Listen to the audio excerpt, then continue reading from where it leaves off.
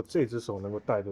你的目的是要他到前面去。那这样的话，你又不能说身体带着他先走，不行啊。那他们两个力量差不多的情况下，你身体不应该僵在这里吗？没有啊，因为你这个他们两个的力量都还在往前走嘛。那你这个要卷回来，它主要的力量是在后面。它这个你手指往前走，可是你的目的，你这个动作的目的是要他到前面去。所以当他们两个都往前的时候，你的目的是这个的时候，你的身体就会让他往前。可是那个的变化不是由你去转腰，你去转胯做出来的，这样不懂？你会在这个地方有变化。那这样等于是说，我的目的去改变这两只手的配比啊？本来就是啊，因为我讲嘛，动一定是有一个目的的嘛。你的目的是要让那个手到前面去，你做出来，你就会达成那个目的。所以它并不是说靠它变成掌根出去的力量，不是顶出去，不是。其实这个很多嘛，就比方讲我们两只手推墙，是不是？两只手推墙，你本来是平均的嘛。好，你现在要让这个手的力量多一点，你的形态不要变，你要让它多一点，它就会多一点。你们可以试试看，我让他们来做看哈。Hello， 你们来做看哈，就是说，当这边两只手在一起，力量平均的时候，为什么会有一只手跑到前面去？我说是因为你的目的是要它到前面去嘛。你们可以试试看，你推墙。我们如果推墙，好，你如果推墙，当我这样子，我两个一样的力量的时候，我是不是可以两个力量是平均的？是不是这样子？可是你现在你说我要让我的右手的力量大一点，你在推的时候，你会发现你的右手的力量就大了，就会比左大。你要回来，我的左手要大一点，那你再推，你的左手要大一点，你的左手力量就大一点。这个是什么？这就是你们有没有玩过那个零摆啊？零摆就这个东西嘛，就这个嘛。你任何东西都可以当零摆。我跟你讲，你只要头脑里面顺时针，它就顺时针转；停，它就停；逆时针，它就逆时针了。你说手没动啊？为什么它会循着你那个手的动？是你感觉不到的动，是里面的动，你感觉不到的动，这样不懂？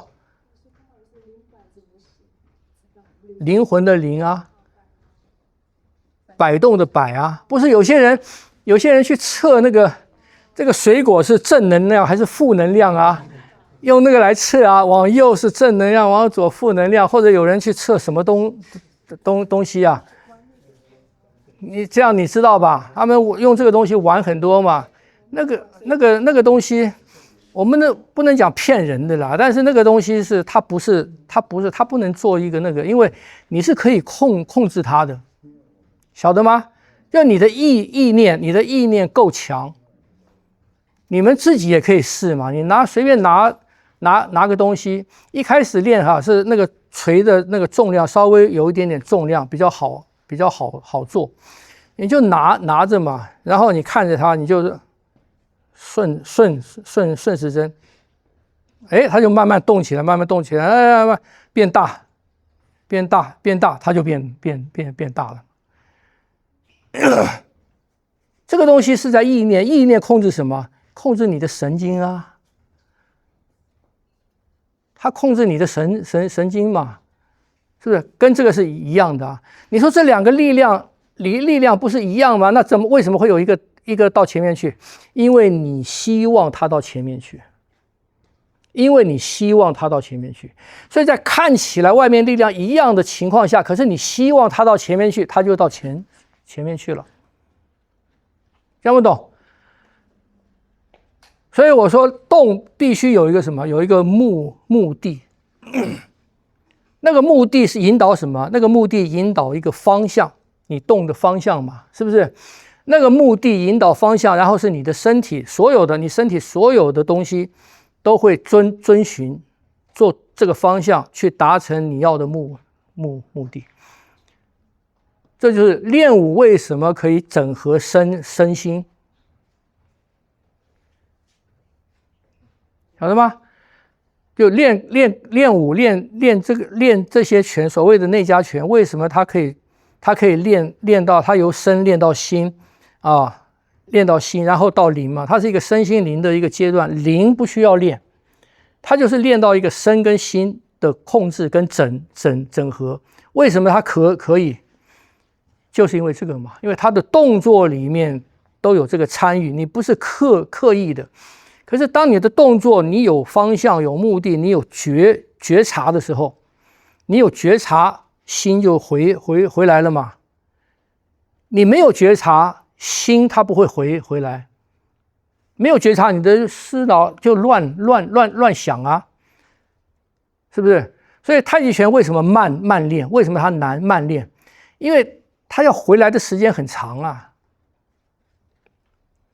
那我们都知道嘛，人专注的时间是很短的嘛，你就从这个来慢慢练，让你那个心回来专注的时间慢慢变长。用你的关照的那个范围，从短时间慢慢变长时间，慢慢变大，关照的范围慢慢变大，晓得吗？就做到身心合一，要让身来收心，要让身来收心，不是心去管身，心管不了身的，因为心是乱跑的嘛，是不是？啊，所以有的修行讲那个像什么，像你的这个身像什么，像一个那个系马桩嘛，马是心嘛。当马乱跑，你骑完马回来，把它系到一个桩子上去，这个马就在这个地方了。身体就是那个系马桩，晓得吗？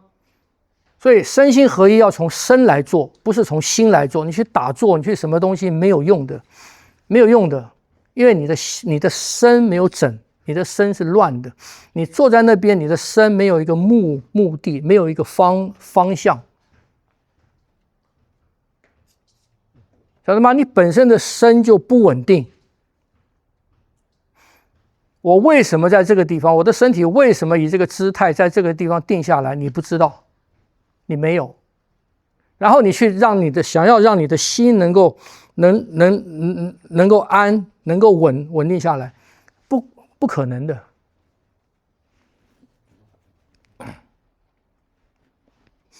听不懂？啊，所以道家的修行是最实际的。道家也有分嘛，先修身啊，还是先修心啊？性跟命之分嘛，是不是？啊，可是到后来什么？到后来你还是要先走身啊，是不是这样子？它不是以身为终点，它不是以身的究竟为终点，它是以身为一个开端，打一个底。哎，你控制不了你的身，你怎么能控制心呢？是不是？你连你自己的手臂都控制不好，你怎么能控制住你的心嘛？你不可能的嘛！你的肩膀都放不下来，你的肩膀都一直在那抓着，你怎么可能让你的心放掉呢？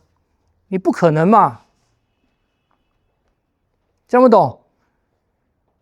有形的东西你都控制不住了，无形的东西你想去控制住啊？晓得吗？所以我说我上课尽量不要跟我讲那个什么气呀、那个什么什么那些东西，不要讲那些东西，太远了，离我们太远了，我们的程度太低了，听不懂？身体能控制好，你再讲那个比较实际。不是说那个不对，不是说那个不好，不是的，是我们没有资格讲那个，我们根本弄不清那个是什么，晓得吗？我们在这边到处讲气是什么，那个灵是什么，那个是道是什么，那个是什么，这个是什么，我们根本不知道那个是什么，你怎么去明白那个是什么嘛？是不是这样子？我说这是一张好桌子，我先要知道什么是桌子嘛，是不是？我先要知道什么样是一个好桌子嘛，我才能说这是一个好桌子。我连桌子是什么都不知道，我怎么可能去讲这是好桌子还是坏桌子呢？我怎么可能去形容桌子是什么呢？是不是这样子？所以不要把时间头脑花在那些上面，那些无法解释的老子已经讲了嘛，不能解释嘛，是不是不能解释嘛？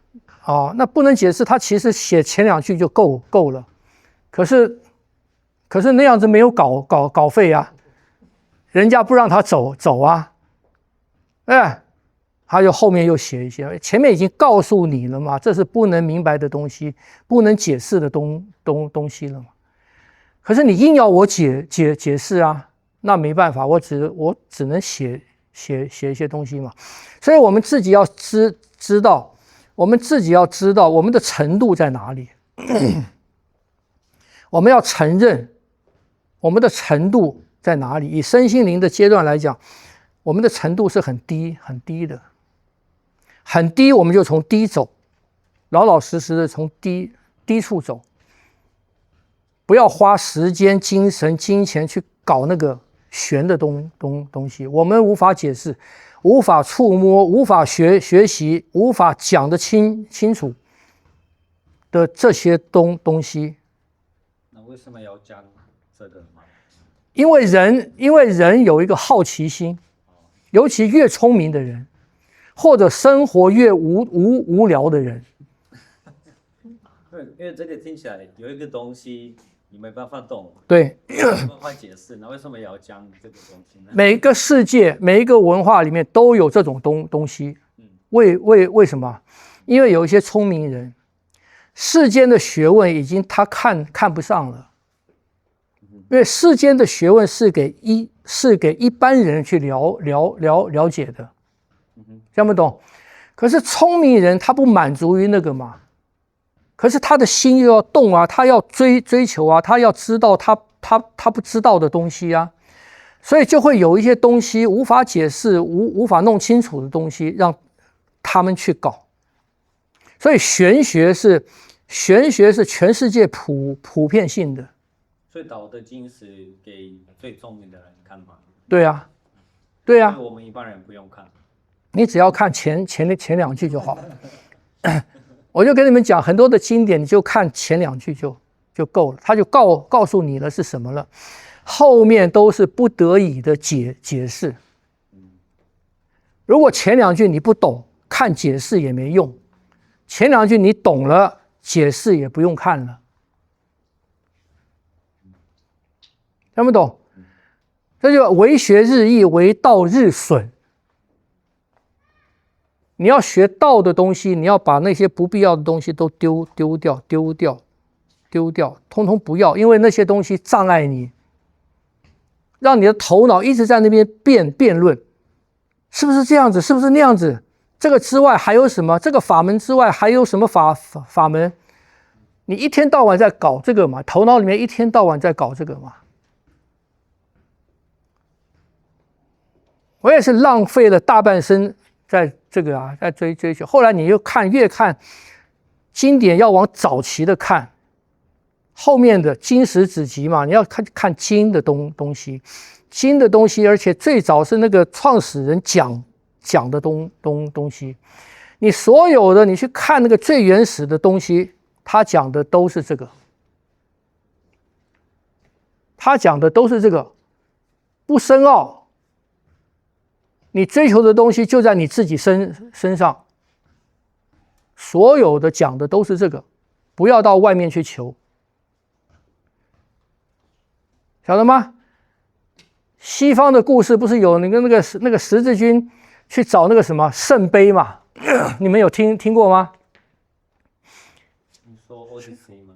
十字军去找那个圣杯叫什么 ？Holy Cup。十字军满世界去找这个 Holy Cup 嘛 Holy，Grail Holy 是不是 ？Holy Grail。然后呢，跑到他老了回到家去，回到家疲倦一看，门后面沾满灰尘的有一个杯子，发现那个就是他全世界找不到的圣杯，就告诉你什么，就在你家里嘛，晓得吗？所有的都在讲这个。道家讲这个，儒家讲这个，我刚才讲的天主教它的圣杯故事很多，他都到头来就跟你讲，你要找的东西就在你自己家里，全都这样讲嘛。那为什么你找不到它？因为它上面沾满了灰尘啊，你不认识它，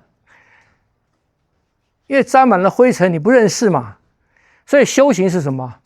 就是把灰尘擦掉啊。那我们擦得干净吗？我们擦不干净的，为什么？因为我们的知识太多，我们头脑里面的东西太多，我们要分辨的东西太多，晓得吗？我们关心的东西太多，你擦不干净的